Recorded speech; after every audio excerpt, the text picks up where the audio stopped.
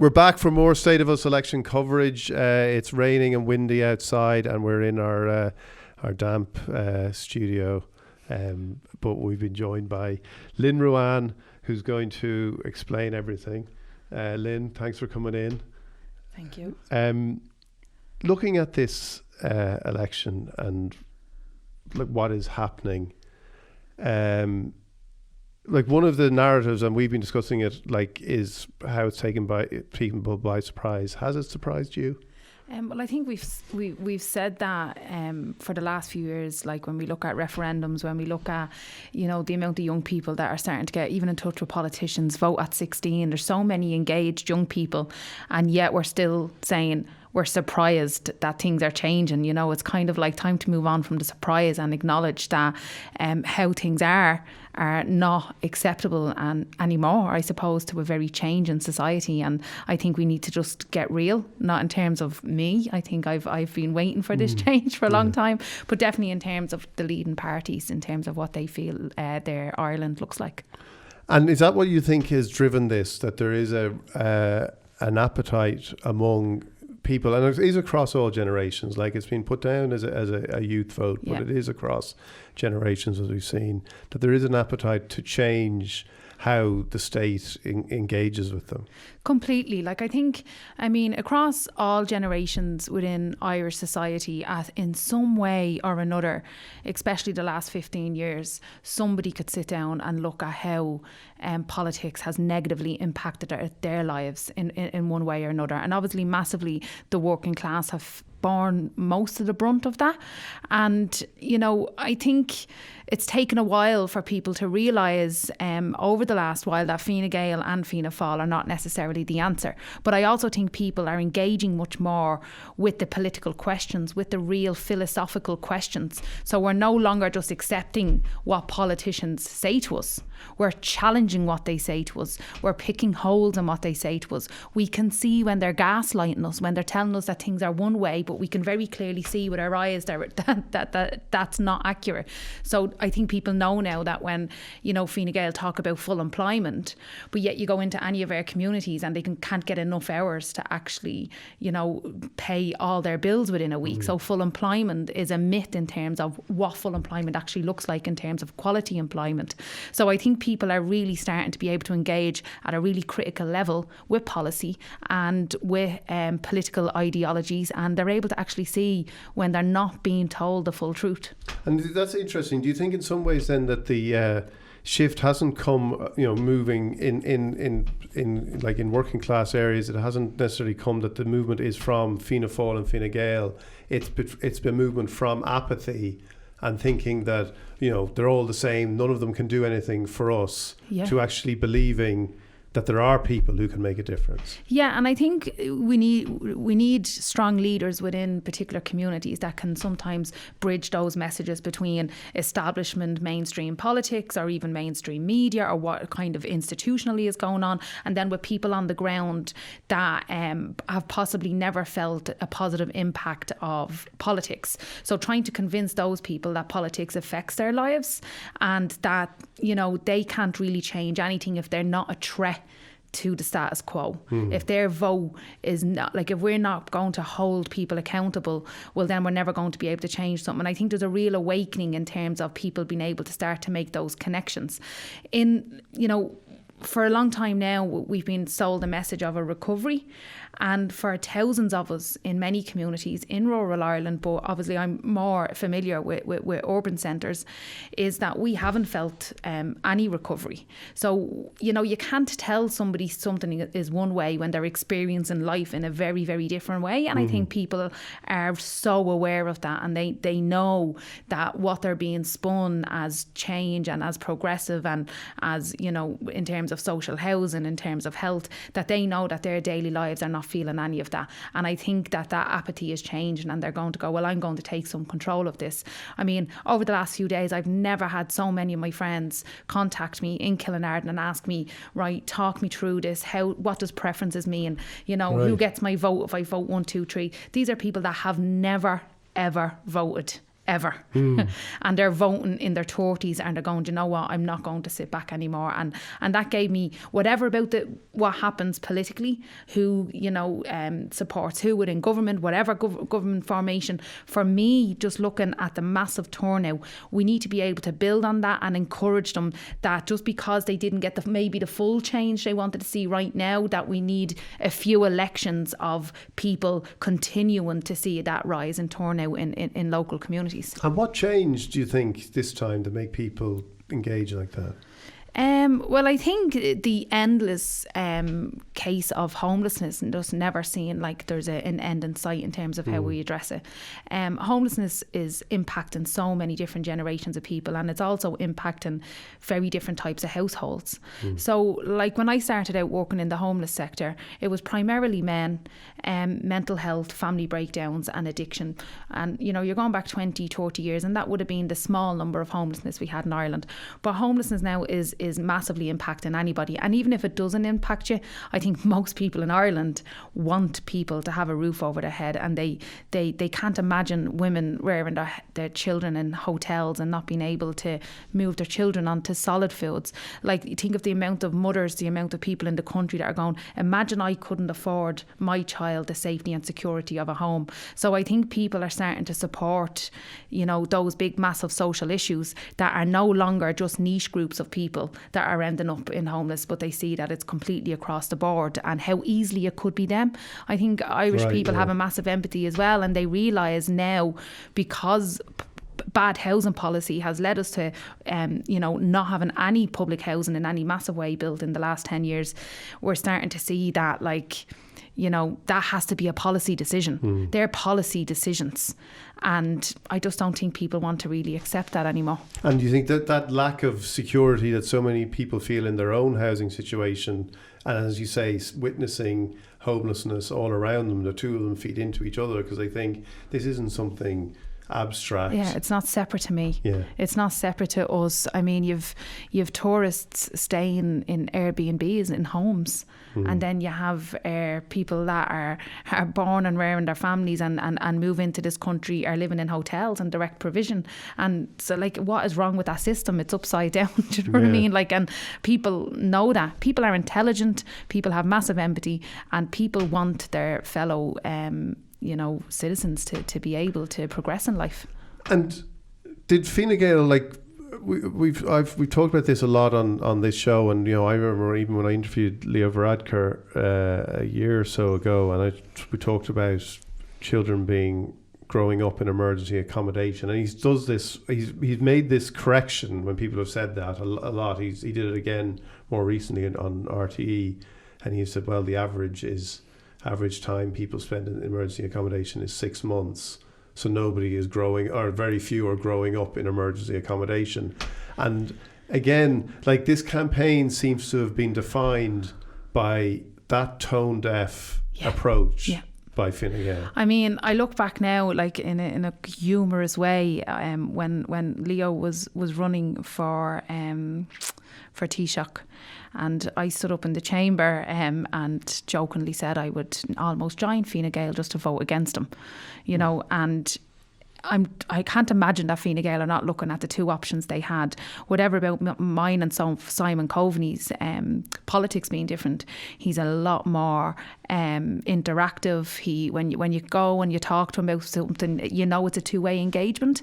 That you're kind of having a conversation about real life issues. You might disagree about how you fix them, but he doesn't deny that the issues exist when you're but with Leo does a real denial. And is that how you found him? I find it abusive, actually, because you're completely denying the reality to people, like you're completely telling someone, no, that is not true, but people are experiencing it to be completely different, and maybe I do think it's ideology with Leo. I think he's extremely elitist, and I've said it before and I continue to say it, that he thinks he could have any sort of background and he would still be where he is because he believes in the sheer grit of his own free will, his own development, his own intelligence, his own sense of self.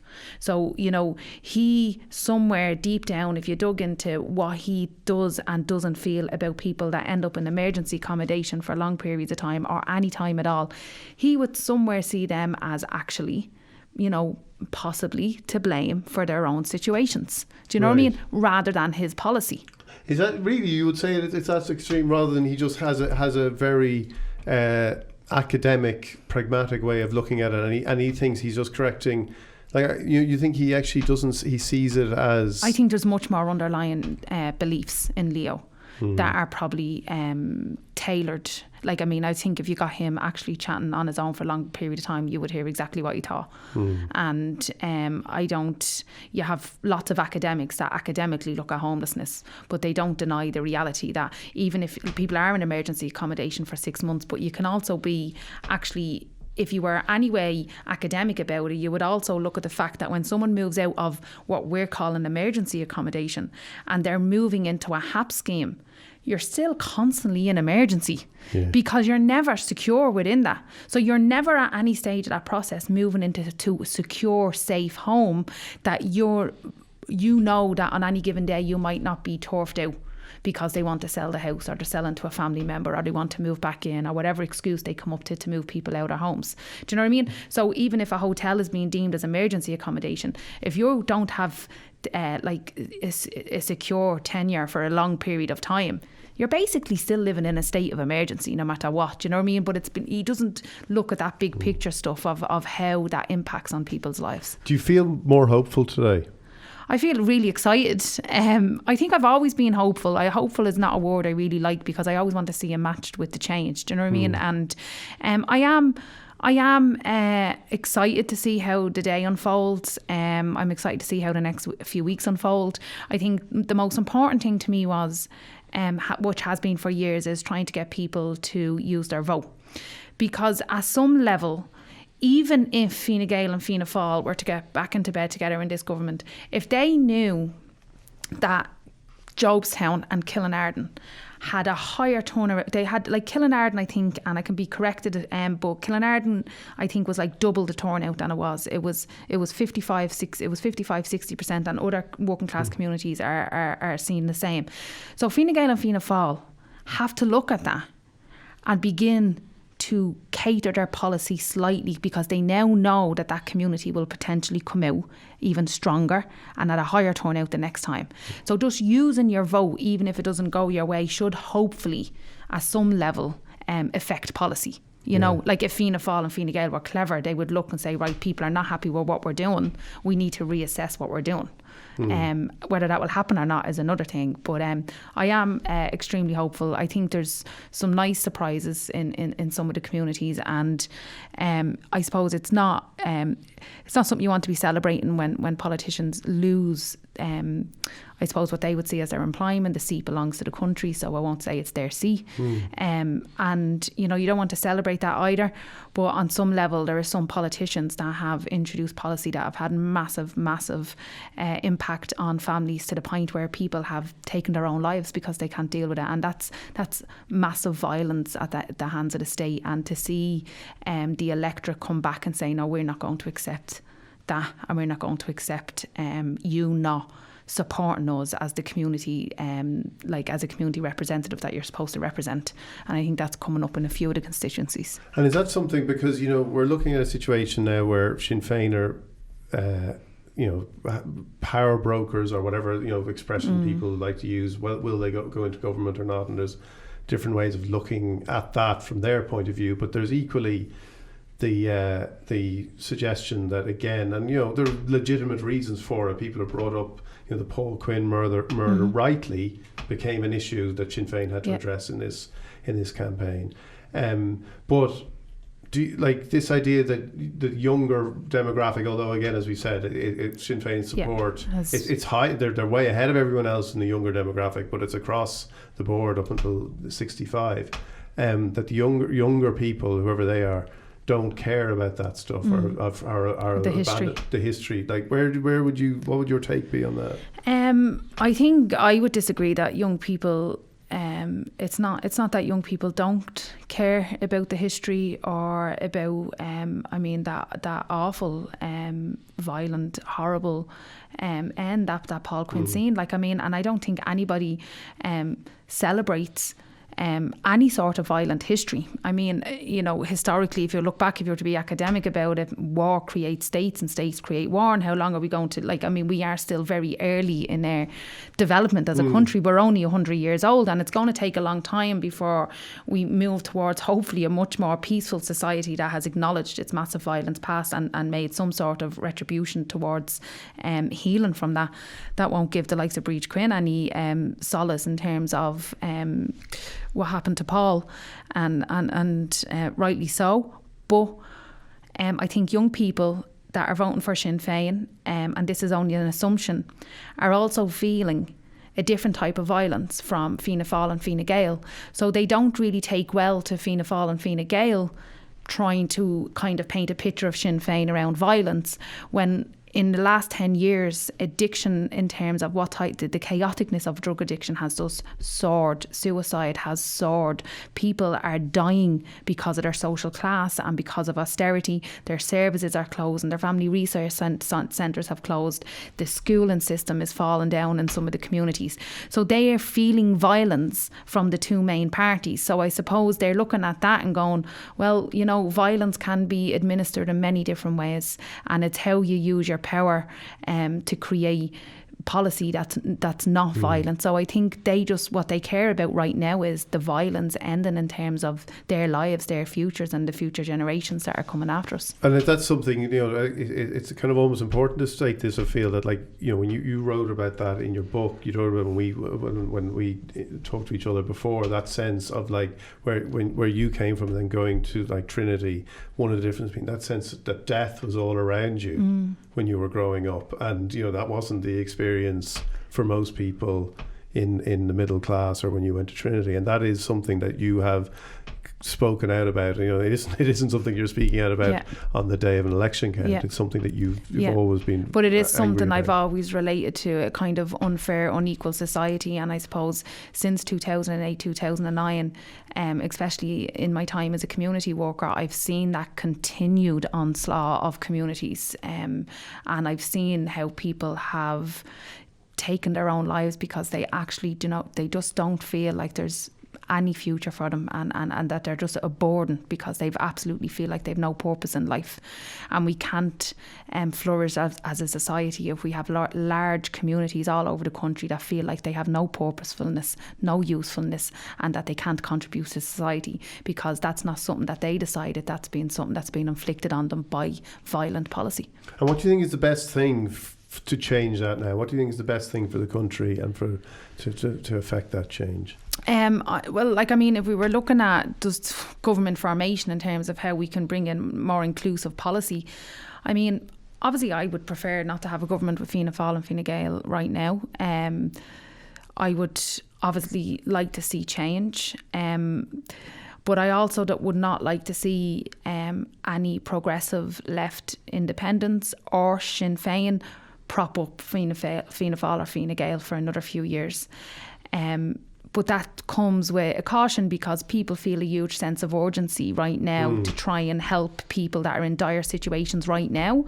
And how do you convey to this society and a state that want to see change that you're not going to go into government, even if it was with Fine Gael or Fianna Fáil, to try and fix the situation now?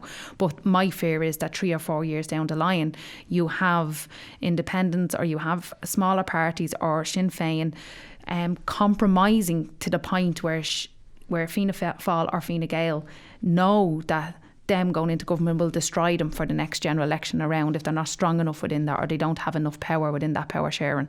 So long term, it's worrying in terms of Sinn Féin and other left wing parties being able to rise, or whether we take a quick fix of jumping in with Fine Gael or Fianna Fáil, and then we fix some immediate issues. Do you think there's any chance of somebody, like Sinn Féin, with the strength they will have this time, going in and not being the party that has to kind of suck up whatever policies they don't want, like being a leading, you look at something like housing, like Owen O'Brien is obviously going to be the person who's shaping housing policy if Sinn Féin are in government with anybody. If that's what came out of power sharing, where they have some of the strongest briefs. They're not junior ministers. They're not, getting some of the other ones that are not going to actually create any massive change in terms of what people want to see now. So you've health and you've housing.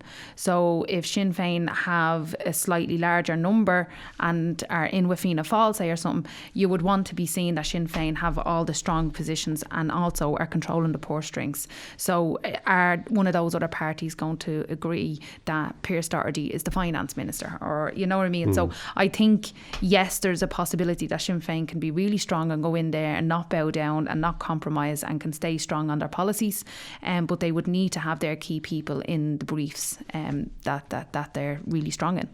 Great, Lynn, look, thanks for coming in. We're here all day. If you want to come back at any stage. I'm just going to be sitting here for the next 12 hours, so come back. We'll have cans later and pizza. So if you want to... right, maybe I will. Thanks for coming in, Lynn.